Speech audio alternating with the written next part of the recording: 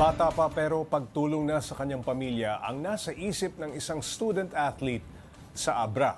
Ang pera ngang nakuha niya sa panalo sa paglaban sa swimming, ipinambili niya ng baka para sa amang magsasaka. Para bigyan ng mukha ang balita, Mobile Journal Denise Valdesancho. Tunay na kahanga-hanga ang 12-year-old student athlete na si Desiree mula sa Abra.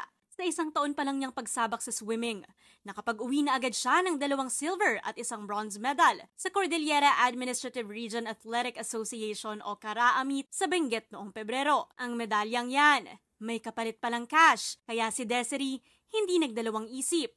Ang pera, ginamit niya para sa pamilya na pagsasaka ang kabuhayan. Naisipan ko pong bumili ng baka para makatulong po ako sa papa at mama ko sa mga pangangailangan namin. Isa rin kasing OFW ang kanyang nanay na nagtatrabahong helper sa Saudi Arabia. Kaya si Desiree, kinakitaan talaga ng pagsisikap. Wala mang dagat sa kanilang lugar, praktisado naman siyang lumangoy sa ilog. Actually, ma'am, pinili lang talaga siya ng school nila. Kasi first time niya talaga sumali sa swimming. Marunong talaga siyang lumangoy, ma'am, kasi malapit kami sa ilog. Palagi kami sa bukid, palagi kami sa ilog, ganun.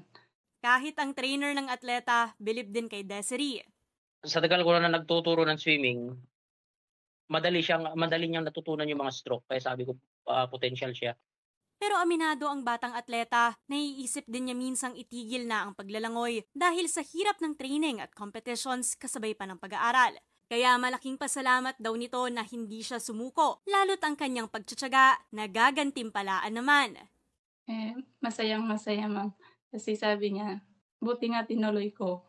Kaya ngayong tutungtong na ng high school si Desiree, tuloy-tuloy lang daw siya sa pagiging atleta. Siyempre, pangarap namin maabot niya yung pangarap niya. Basta porsigido po siyang ituloy yung talent niya. Handa kaming sumuporta sa kanya. Sabi niya nga, kahit di ka matalino, kung may talent ka, malayo ang mararating mo.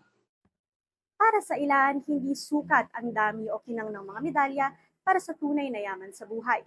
May mga ilang gaya ni Desiree na mas inuuna ang pamilya dahil yan ang tunay na yamang hindi mapapantayan.